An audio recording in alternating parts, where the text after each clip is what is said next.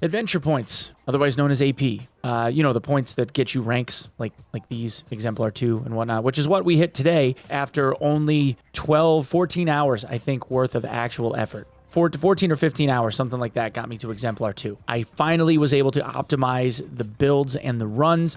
So now at minimum 500 AP to 750, really 700 on average. I've seen runs in the 800s. We've definitely nailed this down. There are misconceptions about AP though that I want to share with you and share the guide and how I'm doing what I'm doing so that all of y'all can maximize this too. Now, grain of salt, fair warning, it is very, very possible that within days of me putting this out that the devs will change something. Unfortunately, being in the position that I'm in, when I share this information with everyone, the moment that I figure it all out so that everyone has a good educational resource, sometimes that triggers the devs to change stuff because they see flaws in the system. And the system has flaws, both bad and good, but we'll get to that later. Anyway, there are some misconceptions. There are bugs in this system that we were able to uncover. And there are several large misconceptions about how AP works, and especially what generates AP and what is the best stuff to be grabbing, okay? So I want to go into that and talk about min-max and how this all works. Thank you for coming and watching my video. If you end up enjoying this, I would ask that you consider hitting the sub button. My name again is Onepeg. Let's go. When we talk about AP, especially when it comes to items in the game, the idea is to get as much AP out of a run as possible. In order for an item to generate AP, it has to be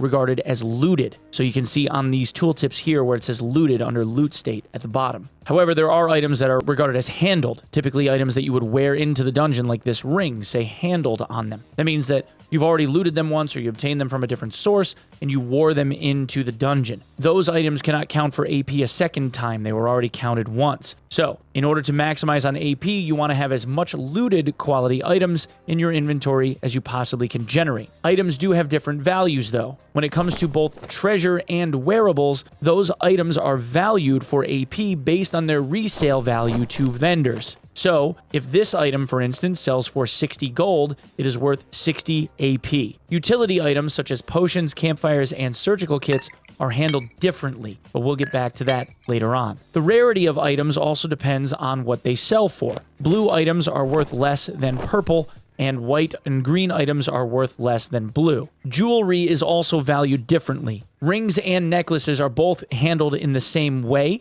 Green rings and necklaces are 7, blue are 12, and purple are 20. You also get AP for other things, like prop interaction, which is breaking barrels or opening chests. You also get it for killing mobs. All of the monsters generate AP in the game. If you kill bosses, they're worth more. Sub-bosses are worth slightly less than that. You also get points for assists, but only if you were on the team in the lobby when the match started, only if you're in that team and your team kills those things. Otherwise, it will not count for you. So pickup groups through VoIP or whatever, it only is going to count the last hit on that mob, and the other people are not going to get assist points. For wearables, whites are considered to be 2 points per square that they occupy. And what we do is we refer to this as per slot value. So from now on, we're going to talk about items in a per slot value sense. So for instance, purples, if this is worth 60, it is 10 per slot. So whites are 2, greens are 4, blues are 6, purples are 10, and oranges, legendaries, are 20. Now there is also something called high-end prop interaction, which are things like royal coffins, magnificent chests, lions' heads, and gold chests. They also award separate amounts of AP if you open them. In order to open them, sometimes you need to have lockpicks, so make sure that you bring some with you. For utility items, the value of AP that is provided is not based on resale value, but it is based on the rarity of the item. Purple item rarity gives you 5 points. Blue is 4, green is 3, white is 2, etc. But again, this only counts if it's looted. The same is true for campfires and surgical kits and lockpicks. Anything that is considered a utility category item only pays AP based on its rarity. Now let's talk about things that don't generate you AP. Things that do not generate you AP are things like gold and silver coins. Prior to now, the misconception was that gold generated 0.2 AP per gold piece, and that silver generated 0.33 AP per silver piece. But Through extensive testing, we were able to identify and prove beyond a shadow of a doubt that neither one of these, regardless of amount, generate any AP at all. What it will do is count the number of slots it occupies as item count, but it will not generate any AP. No AP is rewarded for these items. So it doesn't matter if you put them in a gold coin purse or if they are in like loosely strewn about in your inventory, those items do not count. Other things that do not count are stacks of items. Let's assume that we're on a run and we've looted 2 stacks of candy. Now on the sheet, if you looted these 2 stacks of candy, the sheet in terms of points that you would generate off of this treasure alone would read 14. And you're probably wondering to yourself, how does 20 candy equal 14 AP? Well, the reason is if I were to go to the collector and offer these up for sale, it would say it's worth 140. Each piece of treasure is worth 7 gold. But if I hover the mouse over this, it says 7 for each stack. And that is how the AP is reflected. Right now, stacks of items are only worth the AP value of a single item occupying that square or squares. So, if you want to maximize the AP of treasure and you end up having empty squares, you want to start separating them out. Now, this is 7 times 4. This is 7 times 6. This is 7 times 8, and so on. If you have empty squares, you have the ability to expand this out so that each individual square starts reflecting accurate AP values. I had a run where we did this very specifically on purpose, and it generated an absurd amount of extra AP. So rule of thumb, stackable items are not your friend. Break the stacks open and you will get more AP for them. Now when it comes to treasure, this is kind of the same thing. In the case of treasure, there's obviously different levels of rarity. You have gray quality treasure all the way up through to legendary, orange. The best resource that exists for treasure and its value is the Dark and Darker Wiki. Remember, I said that the AP that's generated off of this is based on its sale value, whatever the vendor is willing to pay for it. And this chart is broken up into 2 very handy columns, sets of columns. On the left, they are broken up into total value of items because some of the treasure takes up more than 1 square, like goblets are 2, and then all the way up to ancient scrolls, which are 6. So you have an ancient scroll that's worth 144 gold if you were able to find a purple one. But on the right columns, right sets of columns, this is based up into per slot value. So if we wanted to sort by blues and figure out which one had the highest value per slot, you would sort by this. And since when it comes to AP, it's all about per slot value, that's what we're really looking to maximize here. When it comes to looting, that's really what you want. So the most common thing that you're going to see on high roller runs, for instance, will be greens. That means that you want to be working on this column and start scrolling down. That way you can look at and see which stuff is worth the most AP versus that of its peers per slot. For that reason, if you notice, there's a whole section here that starts with this gold band and then branches off into all of the 2, 4, and 6 slot items that show that it's worth the least amount compared to that of its peers. If you compare that to some of the other categorical differences, it's not nearly as bad,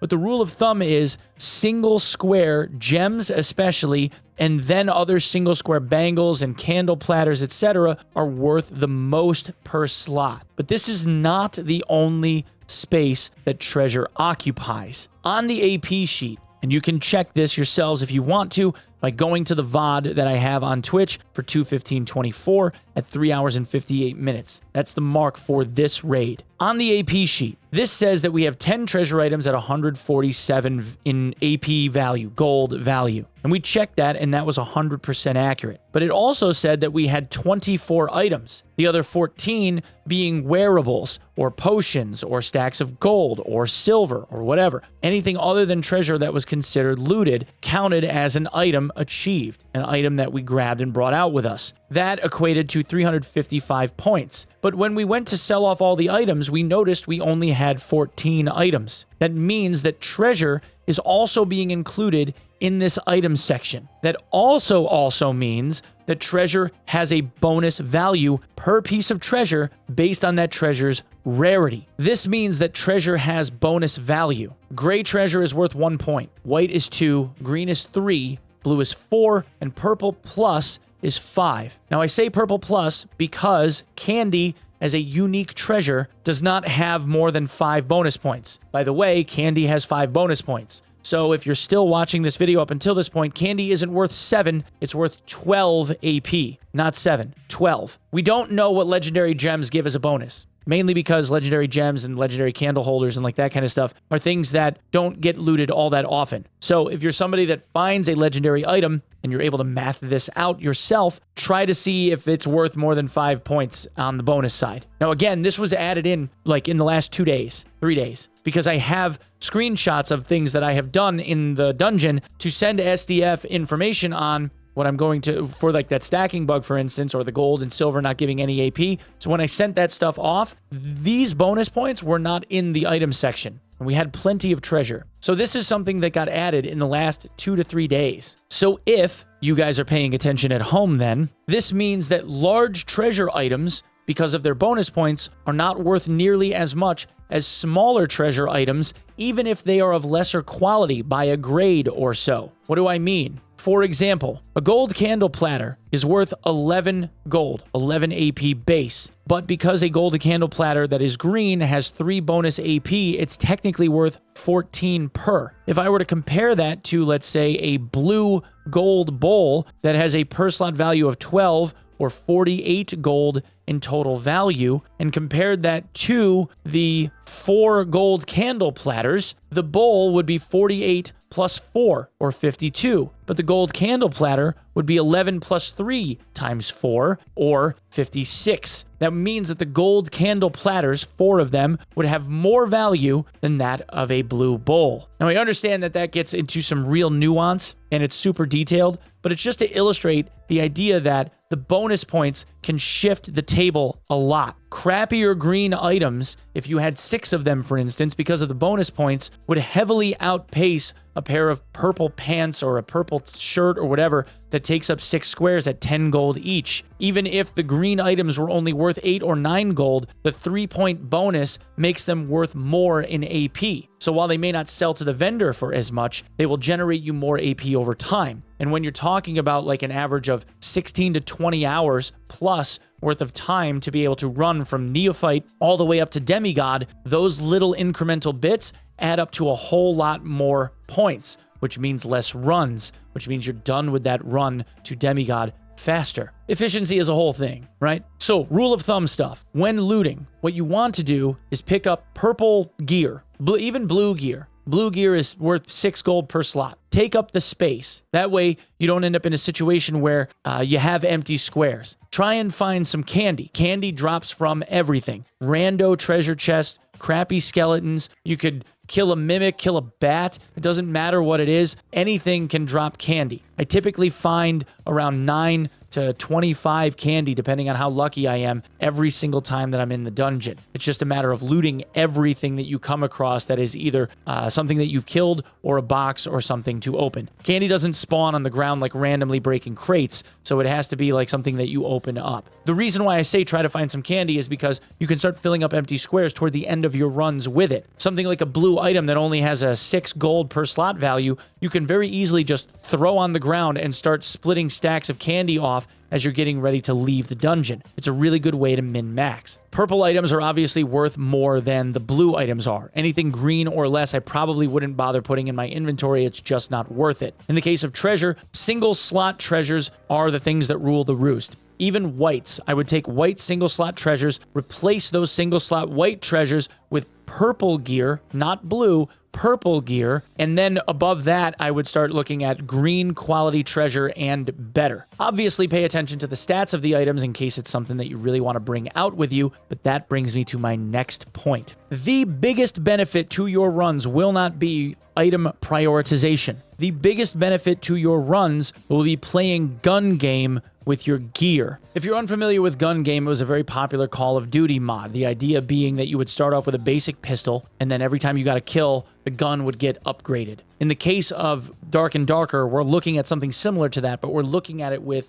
wearables. In this case, if you notice, all of the gear that I am wearing, all of it, with the exception of my jewelry and weapons, but all of the armor pieces are all considered looted. The reason for this is because whenever I go into a dungeon, I'm replacing all of the wearable gear that I have. One of the larger unknowns in the community is that people don't know that gear has some amount of value. When it comes to the gear that is looted in raid, even if if you wear it out of the dungeon, that loot is still given AP value, even if you're wearing it, because it's still looted up until the point that you wear it into the next raid where it wouldn't be anymore. So by wearing the gear out, you're removing that from inventory space and wearing it out of the dungeon instead. This is honestly the thing that ended up shifting the tide from raids and runs that were 350 AP to runs that were 750 AP. And the reason is simply by wearing the gear out. In this case, we have 1 purple and 2. This is 60 AP. This is 40. This is 100 AP. If this chest were purple,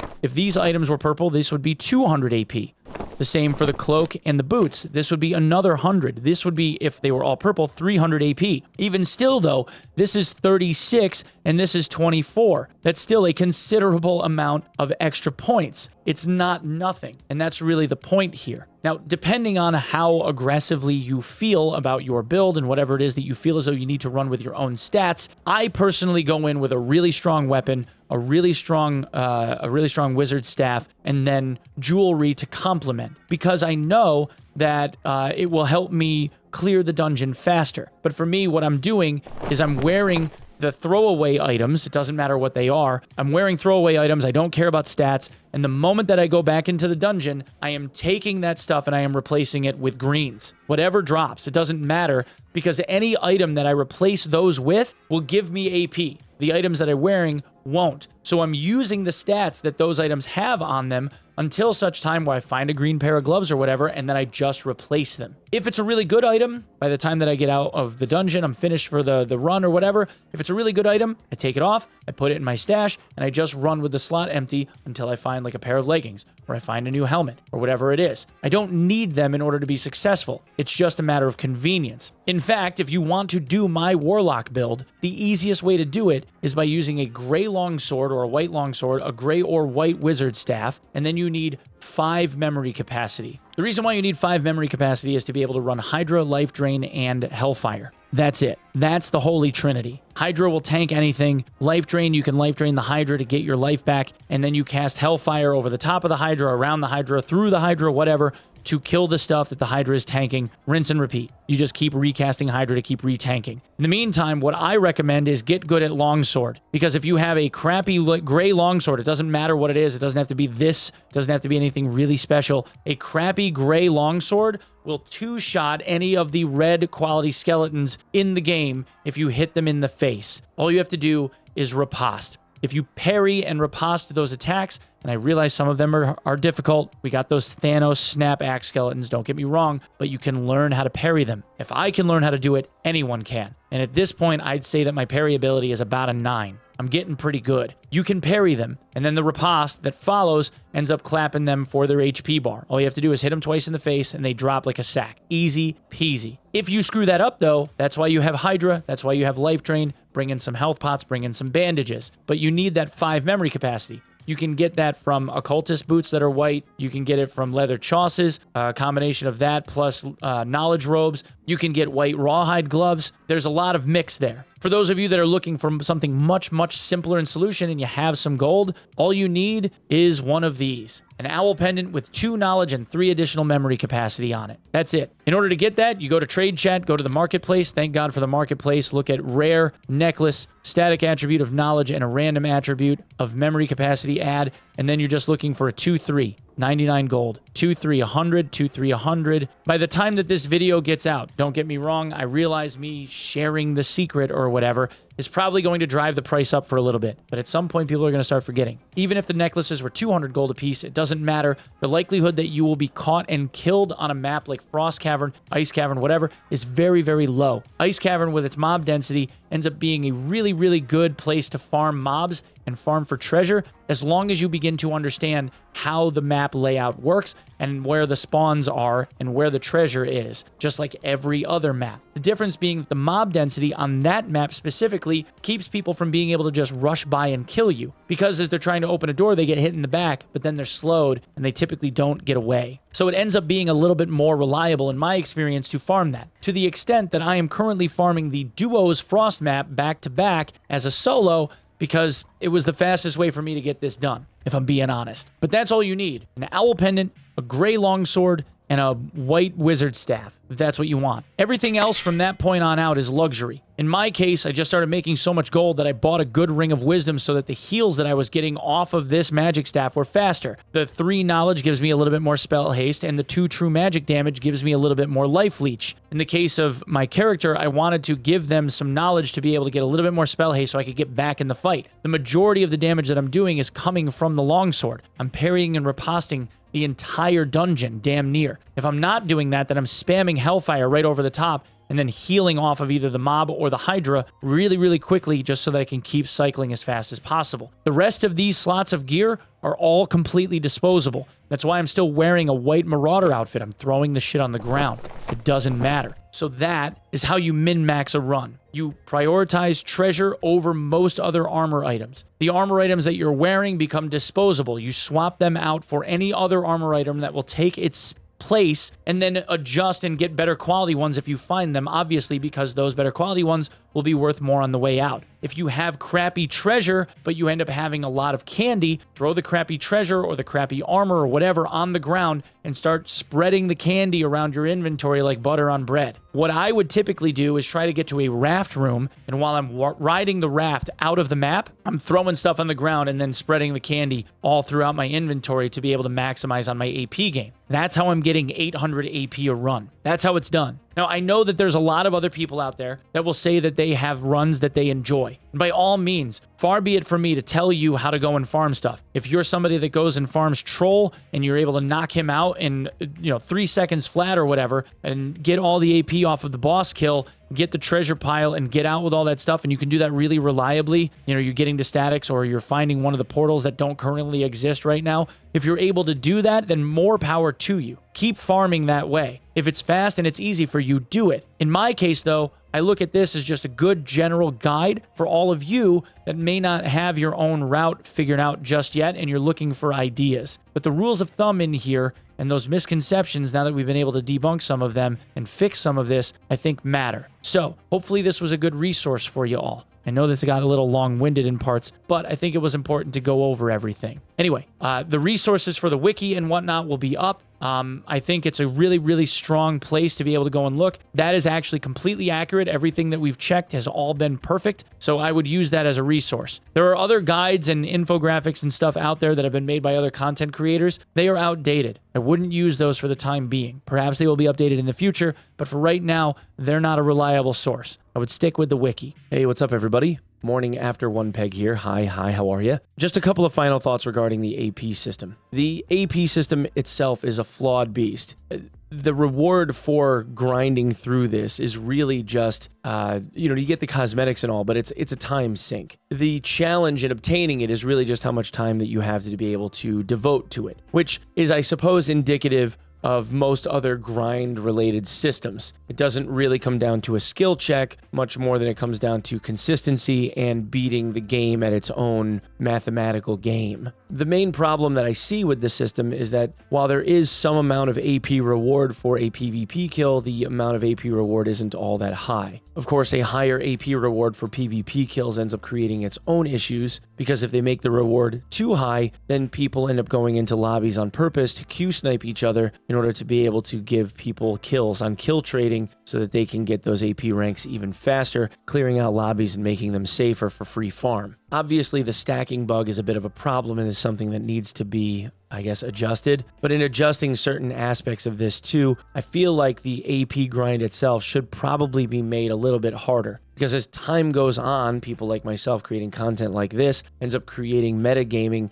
that speeds the entire process along and starts to trivialize how this all goes. Now, don't get me wrong, if you are someone on the casual side of things, there should probably be some type of catch-up mechanic that is given for people that aren't able to play as much or as often. Maybe like a first run type of bonus or your first escape during the day to kind of give you a little bit of a shot propelling you forward. Something like that would probably end up helping people on the more casual side. But for the grinders among us, finding this stuff out starts reducing the amount of challenge that there really is. If this were next season and I had, say, a couple of weeks of time left on the season, I am confident I could probably hit Demigod on every class at this point, knowing what I know now. But anyway, thank you guys so much for coming and checking out the video. My name again is Onepeg. Thank you so much for lending me your eyeballs. If you would consider subbing the channel here, or come check me out over at twitch.tv/Onepeg, or come by the Discord at discord.gg/Onepeg and say hi, I would love that. Thank you so much, everybody, and we'll see you in the next one. Peace.